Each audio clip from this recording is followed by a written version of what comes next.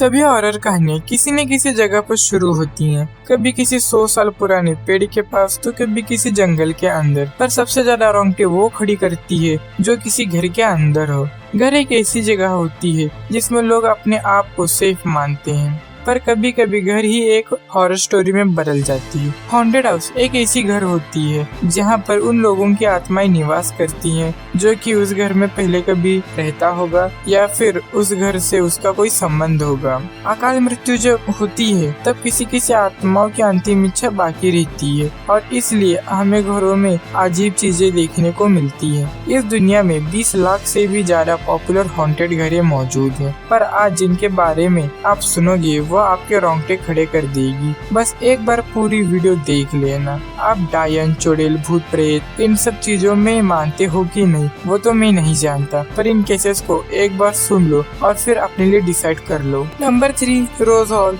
Montague बे, Jamaica.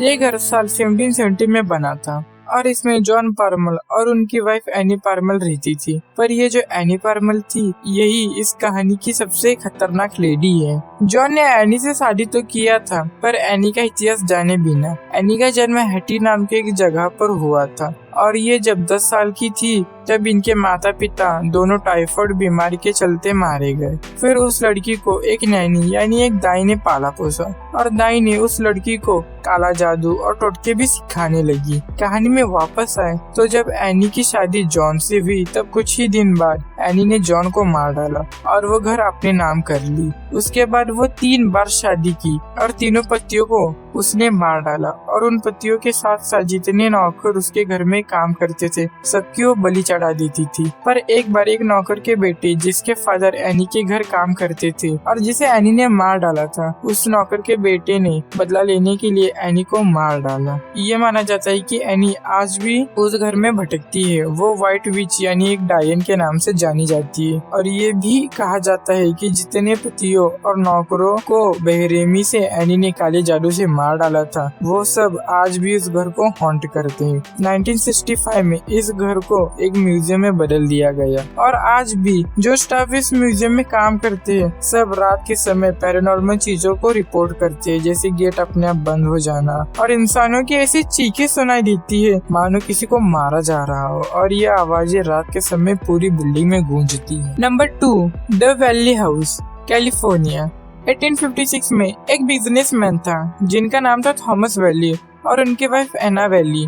उन्होंने अपने लिए खूबसूरत सा घर बनाया, पर उन लोगों को ये नहीं पता था कि जिस जगह पर वो अपना घर बना रहे वो एक ग्रेवयार्ड था यानी कब्रिस्तान था। घर बनने के बाद ये लोग उसी घर में नॉर्मली रहना शुरू कर दिए, पर फिर पैरानॉर्मल घटनाएं शुरू हो गई। थॉमस की जो सबसे छोटी बेटी थी वो हमेशा ये कहती थी कि उसे किसी के चलने की आवाजें सुनाई देती थी। कुछ दिन बाद थॉमस के एक नया बेटा जन्म लिया, पर वो जब सिर्फ 18 महीने का था तब बदकिस्मती से उसकी मौत हो गई। और 1885 में वायोलेट वैली जो उनकी बेटी थी उसने भी अपने आप को गोली मारकर आत्महत्या कर ली। मतलब इस कब्रिस्तान पर बने इस घर पे इस फैमिली के साथ हमेशा बुरा ही हुआ और धीरे धीरे करके पूरी वैली फैमिली खत्म हो गई। धीरे धीरे सबकी मौत हो गई और आखिर में थॉमस वैली और उनकी वाइफ एना वैली की भी मौत हो गई। और उसके बाद जो फैमिलीज इस घर में आती थी सबके साथ कुछ न कुछ बुरा ही हो जाता। अजीब पैरानॉर्मल रिपोर्ट्स के चलते जैसे जैसे समय बीतता गया वो घर एक हॉन्टेड घर के नाम से जाना जाने लगा। उसके बाद कोई उस घर में रहने की हिम्मत नहीं किया और आखिर में उसे एक म्यूजियम में कन्वर्ट कर दिया गया। पर आज के समय में भी कई लोगों का ये कहना है कि उस घर के मालिक थॉमस वैले को आज भी कई लोग देखते हैं। एक बहुत बड़ी टीवी पर्सनैलिटी और एक्टर जिनका नाम है रेगिस फुलवेन, उन्होंने भी इस घर को विजिट किया था एडवेंचर के लिए, क्योंकि ये आत्माओं को नहीं मानते थे। पर जब वो वापस आए तब वो शॉक में थे। उन्होंने ये कहा कि उन्होंने थॉमस वैली की वाइफ एना वैली को देखा जिनकी कहानियां वो सुनते आ रहे थे, उसे उन्होंने अपनी आंखों से देखा। उन्होंने कहा कि रात को अचानक से वो उनके सामने आ गई और थोड़ी देर बाद गायब भी हो गई। उन्होंने सीरियसली पब्लिक में एक कह डाला कि आज के बाद मैं उस घर की तरफ देखूंगा भी नहीं। रेगिस ने ये कहा था कि ज्यादातर लोग इन चीजों में यकीन नहीं करते हैं क्योंकि उन्होंने कभी ऐसी चीजों को देखा ही नहीं, पर मैं दावे के साथ कह सकता हूँ कि उस घर में कुछ अजीब जरूर था। एक कॉमेडियन जिनका नाम है टॉम ग्रीन, वो भी इस घर में एक बार रात गुजारने के लिए गए थे, ये देखने के लिए कि क्या होता है इस घर में। ये उस समय यूएस के सबसे हॉन्टेड हाउसेस में से एक था, इसलिए एडवेंचर और थ्रिल के लिए ये फेमस लोग उसमें जाते थे। टॉम ग्रीन ने ये कहा कि किसी बच्चे की चिल्लाने की आवाज उन्हें सुनाई दे रही थी और बहुत डरावनी और अजीब आवाजें उस घर में गूंजती थी। उस समय जब वैली फैमिली जिंदा थी तब उनके पास एक डॉग था जिसका नाम था डॉली। आज के समय में भी जितने लोगों ने इस घर को विजिट किया है उनमें से कई लोगों ने एक डॉग को भी घूमते हुए देखा है जो रैंडमली अपीयर होता था और गायब भी हो जाता था। Number 1, haunted vicarage, Borgvattnet, Sweden. Sweden में एक गाँव है जिसका नाम है बर्गवेटनेट और इसी गाँव में एक घर है जो कि पूरे स्वीडन देश की सबसे हॉन्टेड घर है। ये घर साल 1876 में बना था और इस जगह सबसे पहली भूतिया घटना साल 1927 में हुई थी, जब इस घर में रहने वाले लोगों ने कई अजीब घटनाओं को शेयर किया, जिसमें से एक रिपोर्ट बहुत ही ज्यादा डरावनी थी। एक निवासी एक समय अपने कपड़े को अलमारी में रख रहा था, तभी अचानक एक कपड़ा अपने आप ही फट गया, वो भी उनके आंखों के सामने। उन्हें पहले मोमेंट में ही शक हो गया था इसे कोई अदृश्य ताकत ही कर रही है। 1930 में इस घर में एक प्रीस्ट रहता था और उन्होंने एक रात एक औरत को देखा था जो कि ग्रे कलर के कपड़े पहने हुए थी। वो लड़की उनसे दूर जा रही थी और अचानक से उनके आंखों के सामने ही गायब हो गई।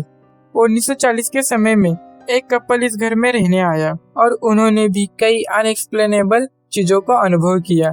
इन्हें अपने कमरों में से चिल्लाने की आवाजें सुनाई देती थी और कमरे का सामान अपने आप ही हिलने लगता था। इस घर में इन कपल्स के बदले और कोई भी नहीं रहता था, पर एक सुबह उठकर उन्होंने ये देखा कि अलमारी रूम के एक कोने से दूसरे कोने में चली गई है और उसके अंदर के सारे कपड़े फटे हुए हैं। उस कपल से मिलने एक बार एक गेस्ट आई थी। रात को वो गेस्ट रूम में सो रही थी, तभी रात के 2:30 बजे के करीब उसकी नींद टूटी और उसने देखा कि 3 चुड़ैल जैसे दिखने वाली परछाई उस औरत के तरफ देख रही थी। तुरंत उसने लैंप जलाया, तब भी वो 3 परछाई उस औरत को देख ही रही थी। उसने चिल्लाने की कोशिश की पर उसके मुंह से आवाज नहीं निकल रही थी, पर कुछ सेकंड्स बाद ही पलक झपकाते ही वो 3 परछाई गायब हो गई और उसकी आवाज भी नॉर्मल हो गई। ऐसी अजीब घटनाएं इस घर में होती है। 1945 के समय में एरिक नाम का एक व्यक्ति उस घर में अपने एक्सपीरियंसेस को एक जनरल मतलब अपने डायरी में लिखने आया कि इस घर में आखिर होता क्या है। उसने ये अनुभव किया कि जिस चेयर पर बैठकर वो अपने अनुभव लिख रहा था उसी चेयर को किसी ने पीछे से ढकेल दिया और वो मुंह के बल नीचे गिर गया। पर उस घर में तो वो उस समय अकेले ही था, तो आखिर चेयर को किसने ढकेला था? उस घटने के बाद वो तुरंत उस घर से भाग गया और फिर उसने कभी उस घर में जाने का सोचा भी नहीं। आज के समय में भी उस घर में कोई नहीं रहता, पर जिसके नाम वो घर है वो उस घर को एक पब्लिक गेस्ट हाउस के रूप में बदल दिया है। हालांकि कुछ ही लोग इस घर में एडवेंचर के लिए जाते हैं, पर बाहर से इसे देखने के लिए बहुत लोग जाते हैं। और जो इस घर में एक रात रुकने की हिम्मत करता है और एक पूरी रात इस घर में स्पेंड करता है तो उसे एक ओवरनाइट स्टे सर्टिफिकेट भी मिलता है। तो अगर साइंस के नजर से इन घटनाओं को एनालाइज करें तो ये केसेस आज भी अनसॉल्व्ड और अनएक्सप्लेनेबल है। इत्तेफाक एक बार होता है, बार बार नहीं। पैरानॉर्मल इन्वेस्टिगेटर्स कई तरह के साइंटिफिक टूल्स यूज करते हैं, जैसे EVP, EMF meter, motion sensor, 3D mapping camera, digital thermometer, thermal camera और भी बहुत कुछ। मतलब ये है एक science of ghost, tools to detect entities. इसलिए हमें भूत और आत्माओं को निगलेक्ट करने के बदले, नकार देने के बदले इन्हें एक साइंटिफिक तरीके से समझने की कोशिश करनी चाहिए।